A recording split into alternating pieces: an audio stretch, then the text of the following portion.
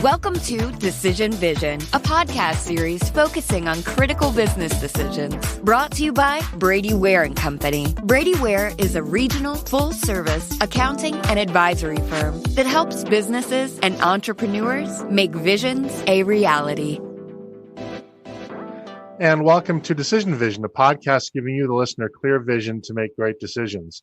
In each episode, we discuss the process of decision-making on a different topic from the business owner's or executive's perspective. We aren't necessarily telling you what to do, but we can put you in a position to make an informed decision on your own and understand when you might need help along the way.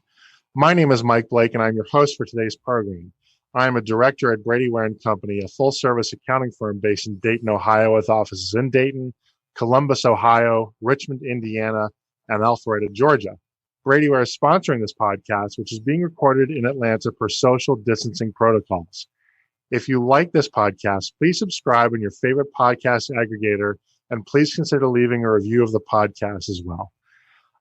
This is the fifth of a sub-series of topics regarding how to address the coronavirus crisis. And specifically, we're discussing managing and leading companies in a shutdown, shelter-in-place world. And we've gone pretty granular for the first four topics, ranging from data security to managing remote teams to being an effective remote worker. And by the time this is published, we may or may not have also published addressing your real estate obligations in a shutdown world.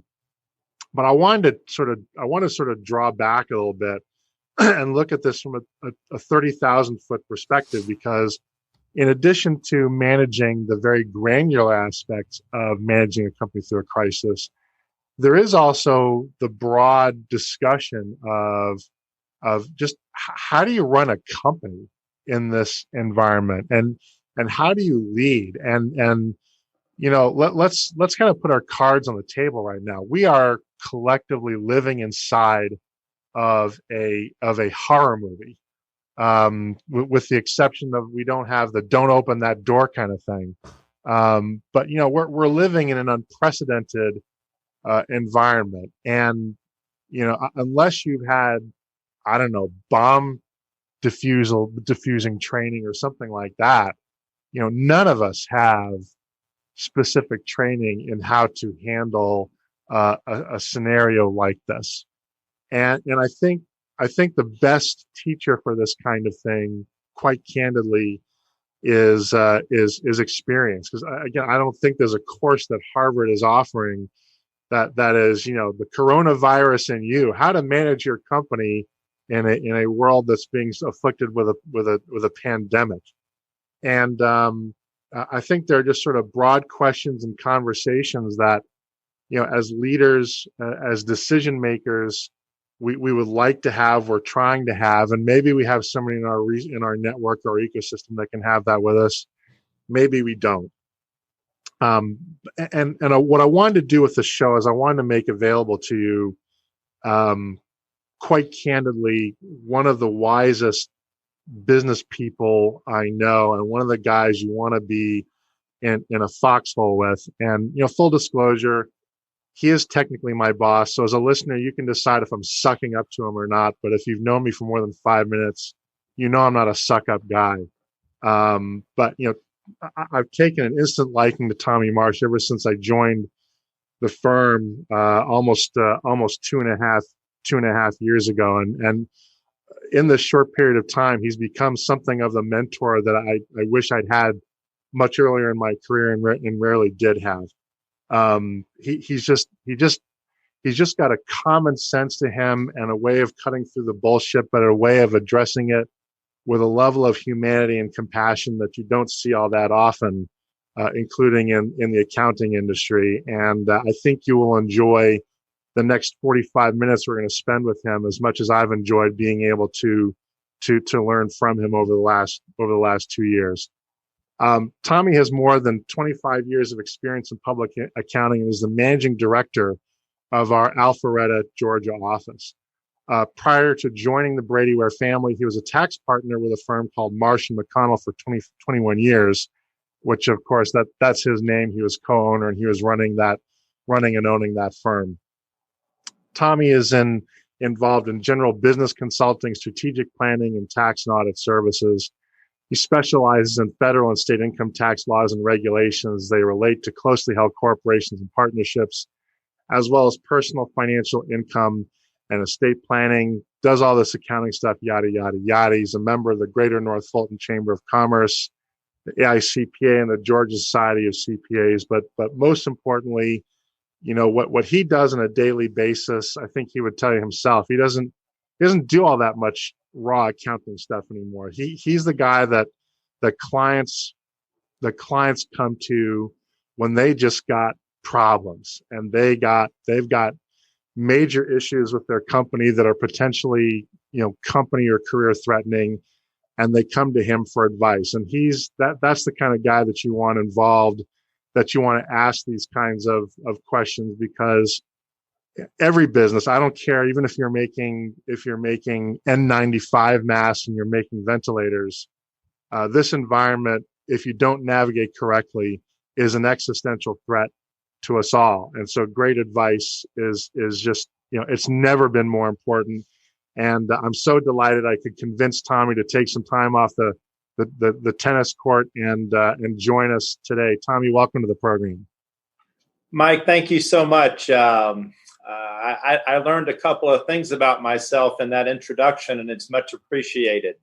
I will leave my ring on your desk because we got to have 6 feet apart. But I will leave it on your desk in order for you to pay the proper homage. But no, in all seriousness, Mike, thank you for the introduction, and I'm proud to be your partner. So, job well done.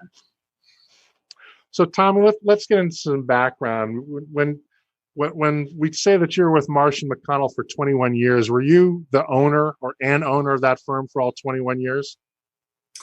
Yes, I've been in public accounting for about 38 years, and you sort of sharpen your teeth on the early years. I was with a regional firm, and then once I was traveling a lot, and when I started having children, I wanted to be in Atlanta and be there versus being on a plane traveling and consulting. But I hooked up with a guy named Bob Humberstone, and myself and Margaret McConnell bought him out eventually, and therefore I became an owner at about, probably, 20 some odd years, maybe 25 some odd years ago. So I wasn't a partner / owner of Marsh and McConnell for the 20 plus years you've indicated. And in your career, how many financial crises have you had to weather, either as a business owner or as an executive that has to make these tough decisions? Well, obviously, the two that come to mind, and I'm going to throw you a third one, but basically in 2008, that was the, quote, Great Recession days that we all experienced. It was pretty much in the real estate world, but it also impacted banking and financing and a lot of industries across the board.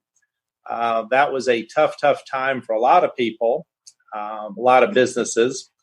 And so that was probably the major one. The second one is what we're experiencing today. I have never seen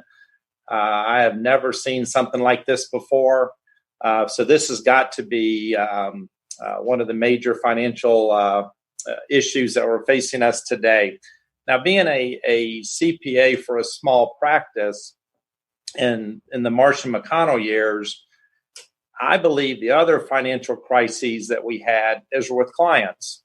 When a client of yours loses a key employee, or they lose a bank funding, or they lose a line on a distributorship, I believe that I've had crises along the way, nothing of magnitude as the 2008 or 2020 crisis that we're going through today, but I can't even tell you how many I've experienced of that with on the front lines with clients.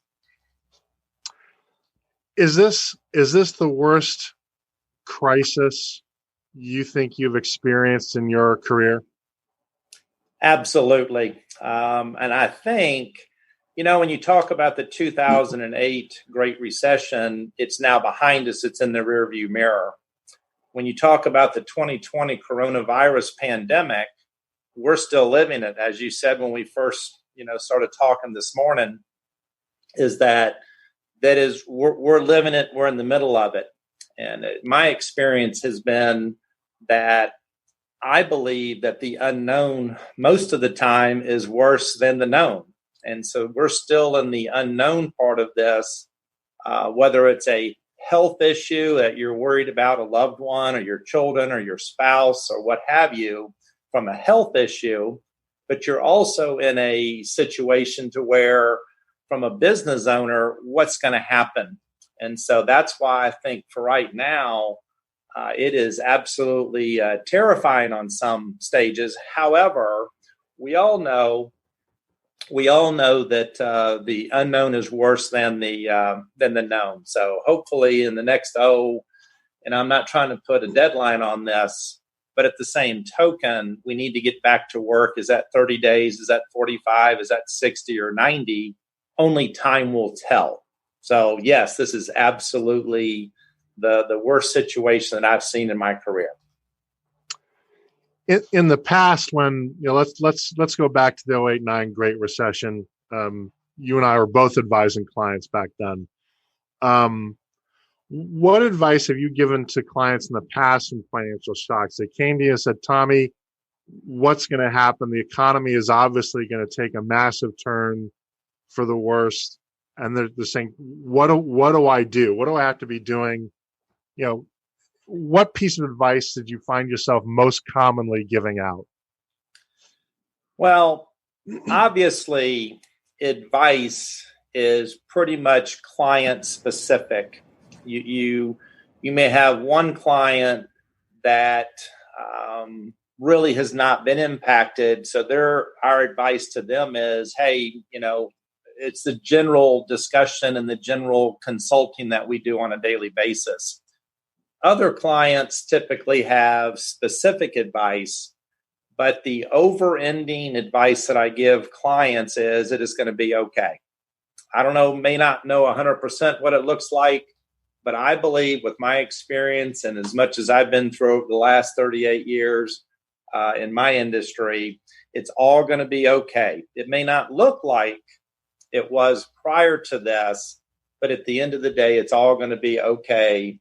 If we can hang in there long enough and be healthy and survive all of this, which I believe we will, we'll come out the other side and it's all going to be okay.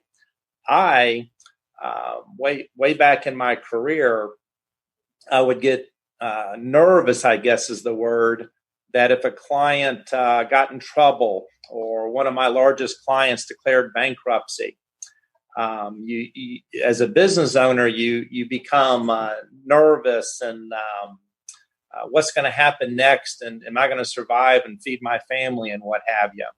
The reality is, at the end of the day, it's the human spirit that's going to overcome, and we're going to come out the other side better, maybe a little bit different, but we're going to come out the other side. So I'm always betting on me and you and the clients and the human spirit to get through this. And I believe it's all going to be okay. So that's probably the 30,000 foot specific advice is it's all going to be okay.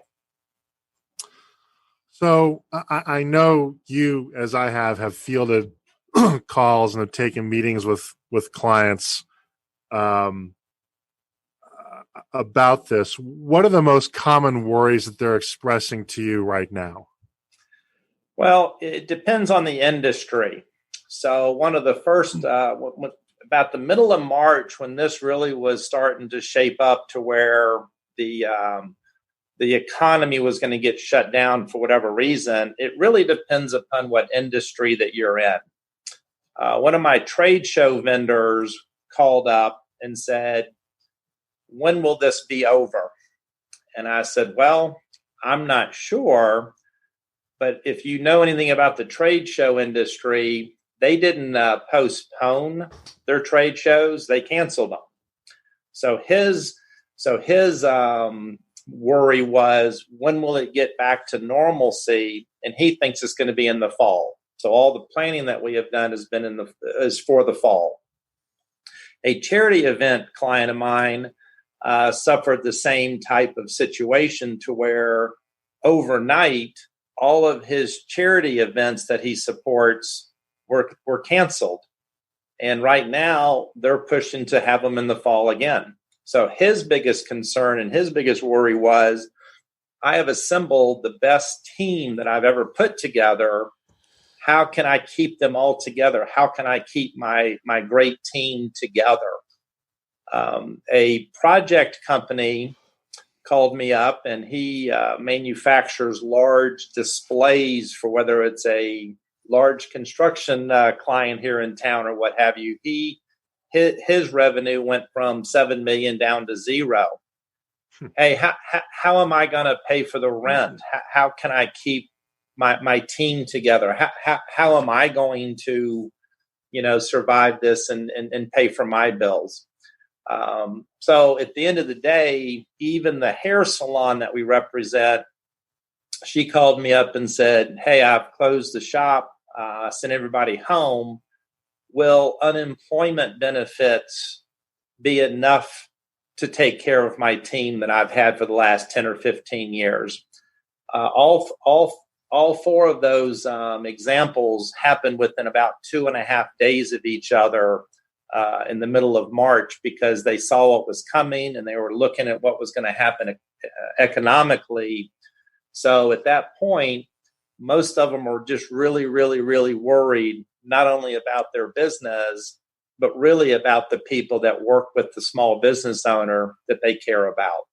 So really, it's specific of what industry that you're in, but you can give a sampling and a taste of what people are worried about going forward. So those are some true to life examples.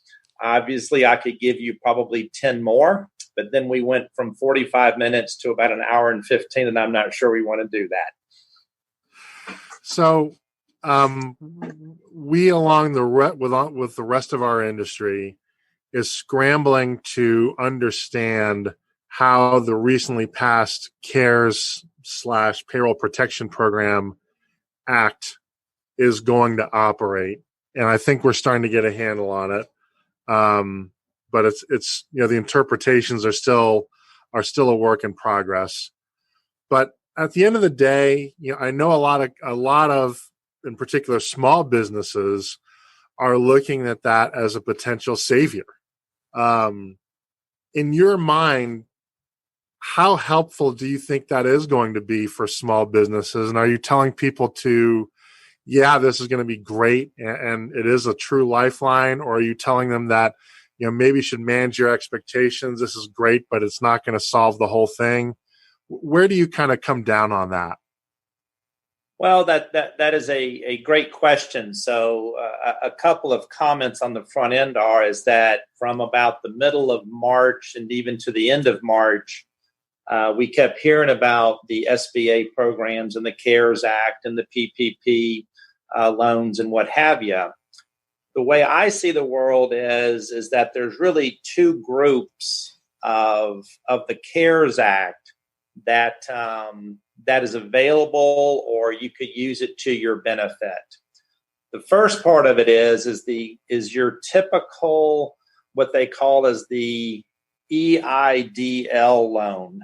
And that one is a true, it stands for Economic Injury Disaster Loan. And that is an SBA program that you go online and you apply for, which is truly a disaster loan, to be able to borrow money from the federal government in order to keep your business open. You have to use the money for overhead, but that's okay, right? In other words, if we have a good business and we're going to come out the other side, this is a great, great means for businesses to borrow money. And this disaster loan is no different than when a tornado hits a small town. They need relief, or a flood, they need relief, or a drought. You're trying to loan monies to businesses in order to survive. So from that first part of this CARES Act, I think that's very, very, very powerful and very, very good for the government to provide that. So I highly recommend that. We have a lot of our clients applying for it, and hopefully we'll hear success stories of them funding it. And we're starting to get that right now, is that we're hearing clients are getting to receive the money. Go ahead. Go ahead, Mike. I was just going to say, I've also started to see things trickling through our own internal communications and elsewhere, that the money is actually starting to flow. So, in spite of the fact that I think the banks were taken a little bit by surprise that they were going to be the front end of processing this, and they were scrambling to develop intake procedures and capacity, it looks like they're actually starting to rise to the occasion fairly quickly. And they have, and what's interesting is up until about, again, three days to a week ago, the CPAs, not only myself, but other CPAs around the country are on the front lines of answering questions that they really don't know the answers to yet. So I know it was frustrating to some clients, but we can only do the best we can with the information that we have. However, the other side of it is, of the CARES Act, is really, it's a separate, for lack of a better word, a bucket. And the other bucket, there's really three things going on in this proverbial bucket that I've described. And basically, the CARES Act, I believe, and this is my personal opinion, is trying to provide relief to people to survive 2.5 months. And the reason I say that is if you break it down further, then the 2.5 months, you'll hear about the stimulus checks that individuals are getting $1,200. If your income is under a certain $75,000, if you're married jointly, you're getting $2,400. I'm not saying that everybody's going to survive 2.5 months on that kind of money, but from the stimulus side of the government, they are providing these stimulus checks, I believe, to individuals to try to weather the storm for a period of time. The second thing that they're doing is that they are maintaining under the CARES Act is that an employer that keeps their payroll in place, there are great credits available to them against future payroll taxes, which benefits people to keep their payroll and their team in place. So that is a great opportunity. See your accountant to help you calculate those credits. And then the last would be the infamous PPP loan, which is the Paycheck Protection Program loan. And that's the one that's getting the most press, because if you maintain your payroll for 2 months, you can borrow up to 2.5 times your average monthly payroll. But if you can survive the 2 months of paying your regular payroll, I believe it's in hopes that the economy gets started again and things get back to normal. So when you look at the CARES Act, a lot of it is hey, let's see if we can survive the next 2.5 months, which we will. But that's a high level summary of the CARES Act in order for businesses to consider to keep going for 2.5 months. I agree with that. The math I did was that this is a $2.5 trillion rescue package, and the non-government piece of our national GDP is about $16 trillion of GDP, right? And so when you work through the math, right, that does turn out to be 10 weeks or so of GDP in effect that the government is now replacing, right? Give or take what's being produced by elsewhere in the economy. So I think you're right. That's very well put, because and that's a great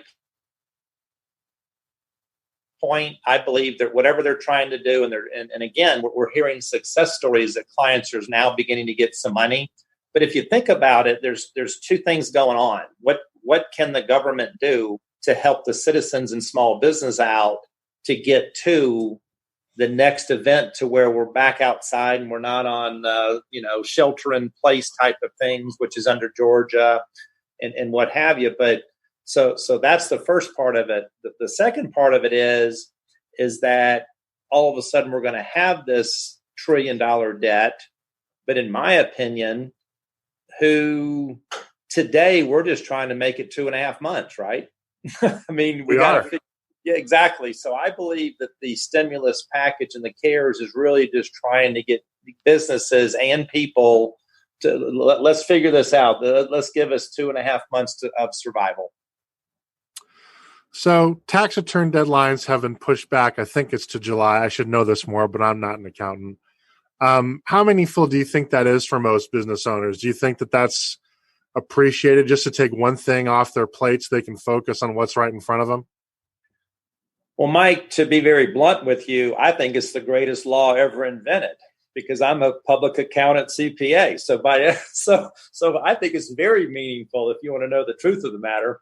Now, on a serious note, it did give us a break because what was interesting is we all know historically how important the April 15th deadline is. You have all the cartoon characters of the accountant in the white shirt with the 10 key and the green hat on and the visor on and cranking out the numbers, and all that's true. So what was a little disturbing on the front end was we kept hearing about these SBA loans and big breaks given to other businesses, but they really didn't take their foot off the gas pedal until later on, to where they passed it to where CPA firms could defer the filing, or actually taxpayers, which CPAs are part of helping them prepare their taxes, until July 15th. So you and I know, Mike, because we sent our staff home, right? We Yep. On a Monday, we sent everybody home to work from home because we didn't want anybody getting sick, or try not to get them sick.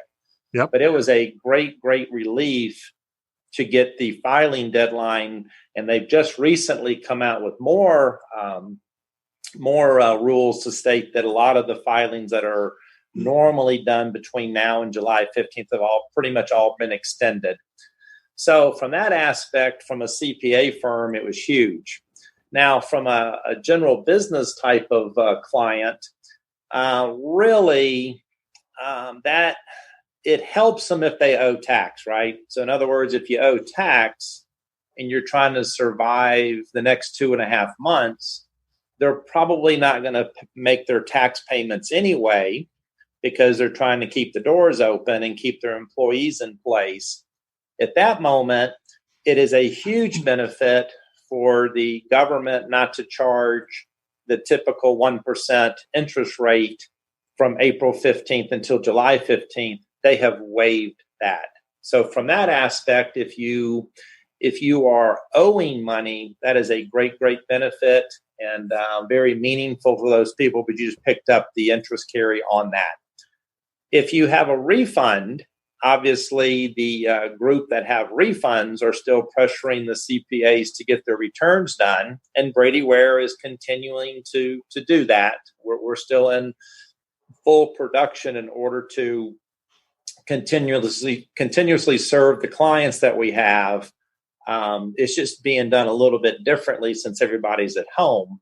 But yeah, in order to get refunds, you should have to file, and we are in the process of doing that. So from a huge meaning, I think the SBA loans and the CARES package was probably more meaningful than just the, quote, July 15th filing date, if you want to know the truth of the matter. Well, that's my opinion. That's totally my opinion. You know, and I'll say for an aside here, as a shameless plug, but you know, as a semi outsider, because I'm not in the accounting side, my busy season is fourth quarter, not second quarter or first quarter. You know, we've done a fantastic job in spite of this disruption, getting through the workflow that we've had to get through. And my impression is that not only has our productivity not dropped, I think it's actually improved. I don't know if that's sort of industry wide, but that's my perception. Well, and that's great of you to say, because you are your tax season is fourth quarter of what you do. But at the same token, I've got to give it to our team here, our leadership here, the managers in the offices, the staff, the professionalism exhibited by our team has been second to none.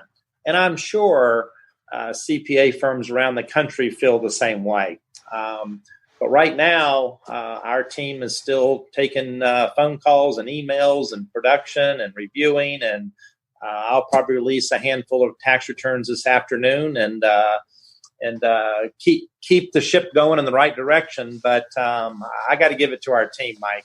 We have a great group of team members here that carry the buckets of water uphill. So I don't get credit for that. The managers that put it in place get credit for it. Yeah, they've responded very well. And again, as a quasi outsider, because I'm not doing that stuff, it's been impressive. So let's touch upon this. You know, what have you had to change, right? I mean, you're still responsible for our office of 36 people. I know you want us to be safe. I know you want us to be engaged. We also still have a job to do. We still have the public trust to serve. We still have clients that got to get stuff done, especially ones that have refunds, because they really need those refunds. How are you adapting to changing to this new reality? Well, you know me pretty well, Mike, and you can tell I'm smiling when I say this. But when we sent our team home, let me back up further than that. Even prior to sending our team to work from home, you were on the front lines of this.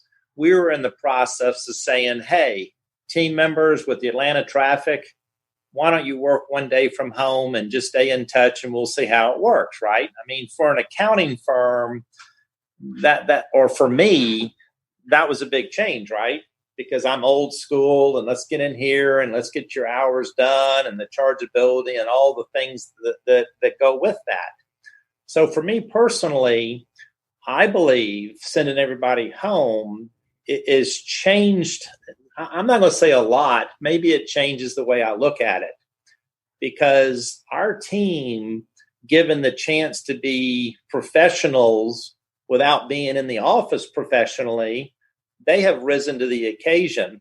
So from that aspect, when we sent everybody home that Monday, I got up on Tuesday, Mike, and the sky hadn't fallen. I went to my car. The sky was still up in the sky. I couldn't believe it. I figured we'd be all over the parking lot. But no, the sky did not fall with us sending everybody home. Now, that's a little tongue-in-cheek because, as you know, Brady Ware takes great pride with our IT, and you can log in anywhere and the things that we do.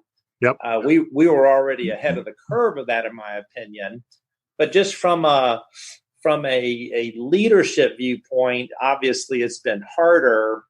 As you know, if you're here on a Friday, sometimes, and again, this is rumor, you may have a Fireball Friday walking around. So what's happened? Rumor has it there may be some virtual happy hours. So from a leadership viewpoint, what's happening is I believe everyone is incredibly professional.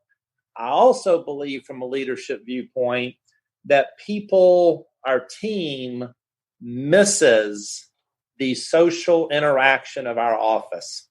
And people are coming in. I'm actually at the office today. Don't tell Governor Kemp, but I guess I'm essential, though, so I guess I'm good there. You are essential, Tommy. Thank you, Mike. I appreciate that. And so what's happening is I think people are coming and they're missing the social aspect of it. But you still got to run a business. You still got to look at the timesheets. You still got to look at production. You still got to return emails. And we're still doing the 101 stuff and the blocking and tackling that we need to do in order to take care of our clients. Yeah, and you're right about that social interaction. You know, out of the Atlanta office, at least, we're doing a virtual happy hour on Friday. And last Friday, half the office participated, which was remarkable. All we were doing was staring at people on the screen. Even one guy who was on vacation dialed in. I mean, I think we need to get him counseling, but the gesture was nice. You're right. I mean, it does show that the team has some resilience because, they do miss each other. And, you do have people like me on one end of the spectrum that will wander into the office once every 2 weeks or so just to remind people that I need a paycheck. But then you have other people that really like to be in the office and get a good vibe from there. And maybe, and this will segue nicely to the next question, maybe one of the good things that's going to come out of this is we realize the sky doesn't fall. We've realized that we have hired well, right? We've always thought we hired well. We always thought that we hired people that we could trust to be adults, but now, it's been combat tested and it's been proven victorious. And one of the things we've learned is that, we can do this and we don't need to focus on, butts and seats anymore so much as productivity, which can, maybe unleash some other good downstream effects down the road. I totally agree. I think that I think Brady Ware can look in the mirror a little bit because as I advise my clients, hey, why don't you use this time to look at your business and to look at what changes you need to make? So when you come out the other side, what did we learn from it? What decisions needed to be taken place to get us to the other side, as well as once we get to the other side, then what kind of culture and firm can you improve upon in order to be a better firm? And that's what I've been telling most clients or all clients. Hey, look in the mirror and look at your business to see what needs to happen. Yeah, and that segues, I think into maybe the most important question I have in this interview. One of my previous interviews with a gentleman out in Silicon Valley named Shane Metcalf, and he runs basically an employee engagement software firm out there in Silicon Valley. And the thing that struck me from that interview, and we just published that, by the way, what was how he immediately looked at or turned the conversation to how are we going to be better after all of this, right? And in true Silicon Valley perspective, it was, yeah, okay, we got the virus thing going on. It's going to do its thing. It's going to visit tragedy among people and families. And we're doing the best we can. But from a business perspective, it's also creating disruption, which also means that it creates opportunity, right? Very Silicon Valley way of thinking, which I have now blatantly stolen from him, because I think it's the right way to think about it. And I think you think about these things the same way too, right? We're going to come out of this. We don't know when. We don't know exactly how. Although I think companies should be planning now for what that looks like, what the restart process is. How do you think companies are going to? You can make this Brady Ware specific if you would like, or make it more general. How do you think companies are going to be better? Or maybe how do you think you're going to be better professionally from all this? Well, great question. I'm one of the best tax guys in the city because every answer, it depends, right? So you can always answer it that way. You'd make a great economist. Exactly. So to me, it's a two-step process. And the first step is that, like what clients are asking me today, hey, what about this? And hey, what can I change? And hey, Tommy, I need your help. Well, the reality is I took a real estate course at college and it taught me three things, right? Location, location, location, right? We all know that old real estate joke. Yep. Well, what's happening today is in the coronavirus environment is really it's cash flow, cash flow, cash flow, right? Because we need to figure out the cash flow to get us to the other side. And part of that cash flow analysis is what monies do I have coming in, whether it's from sales or SBA loans or factoring or whatever you're going to do. That's the first aspect of it, is to say, hey, what money do I have coming in? The second tier is typically, and again, every business is a little bit different, but a lot of our clients are one of their largest expenses is obviously salaries.